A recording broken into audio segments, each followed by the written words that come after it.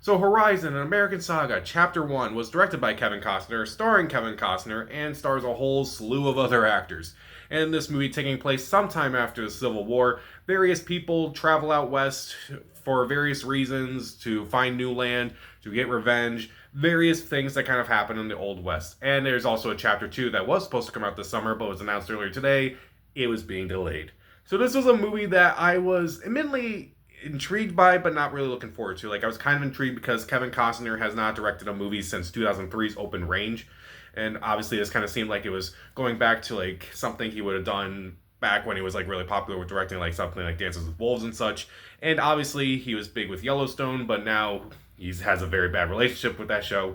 But I was definitely curious to see like what this movie was like, especially considering that the second part was initially supposed to come out this summer, but now it doesn't look like that's the case at all. So I did see this movie, and I'm gonna be honest, I was kind of bored while watching it. This movie is very slow. It's 3 hours, and that's just chapter one. Chapter two is reportedly 2 hours and 40 something minutes, but wow. And he already is filming chapter three, so with chapter four in development, so oh boy. So I will be fair and talk about some of the things I do like with this movie first. First off, the cinematography is fantastic. Even if a lot of the stuff that's happening on screen is not very interesting, I can at least look at the shot and be like, it's very competently shot. Like, it has some of the best cinematography of the year so far. It's definitely a very gorgeous looking movie to look at.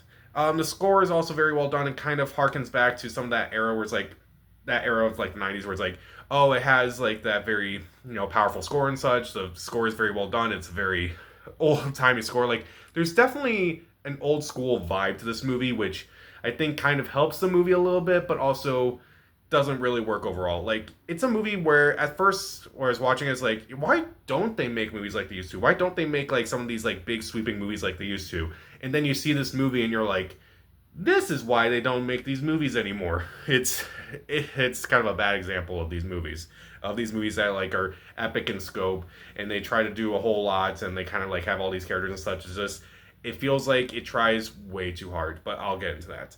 And there are a couple performances that do stand out. Abby Lee, I thought she stood out in this movie.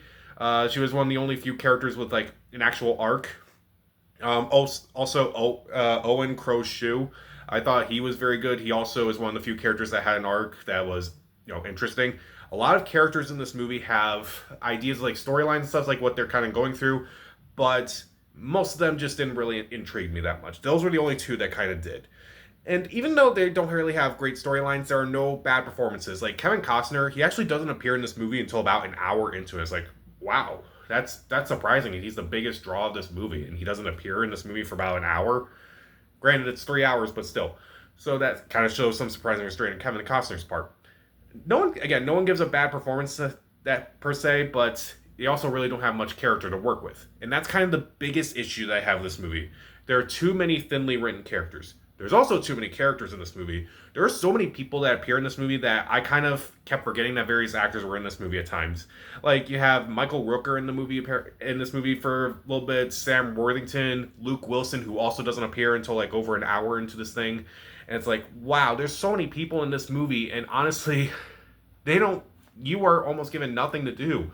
I mean, there are a few kind of interesting stories here and there, but I feel like this movie would have worked better if it wasn't a movie and instead was like a TV show. Like it's kind of clear that it's kind of like coming off of, Yellowstone and such, but it definitely has that TV vibe where it's like there's so many characters going on, there's so many storylines that are kind of like trying to converge together, kind of like a Midwestern Game of Thrones basically. But let's just hope that it's the exact opposite of Game of Thrones, where maybe it didn't start off great, but ends up great. But unlike what Game of Thrones did.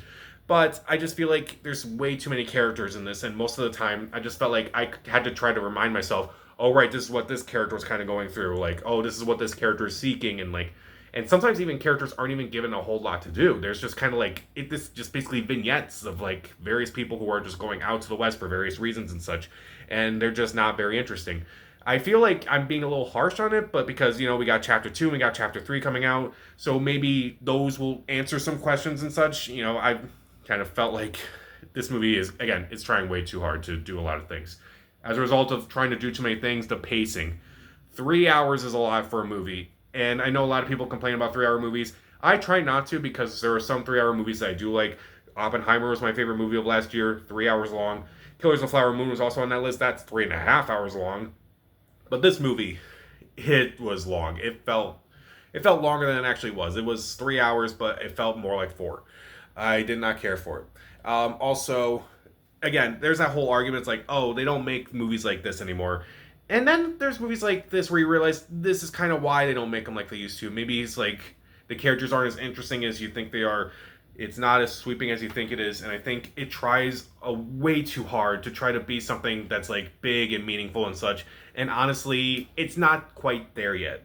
Again, maybe the other chapters are going to be more expansive on a lot of these characters, but right now, I just kind of don't care too much for them to really say I'm deeply invested in this movie yet. Who knows? Maybe Chapter 2 will wind up being my favorite movie of the year, but right now, Chapter 1, not so much. So, Horizon American Saga Chapter 1, even though the cinematography and score are great and the performances are at least competent, like, there are ideas here. To me, there's so many thinly written characters, too many characters as well. The pacing is just off.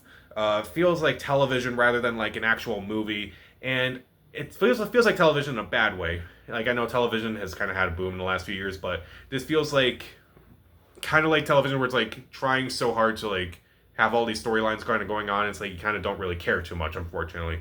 And again, I understand, like, I kind of had that feeling. It's like, they don't make them like they used to. And there have been some movies that have exceeded those expectations and kind of harken back to like old times of like when they, made movies for fun and such.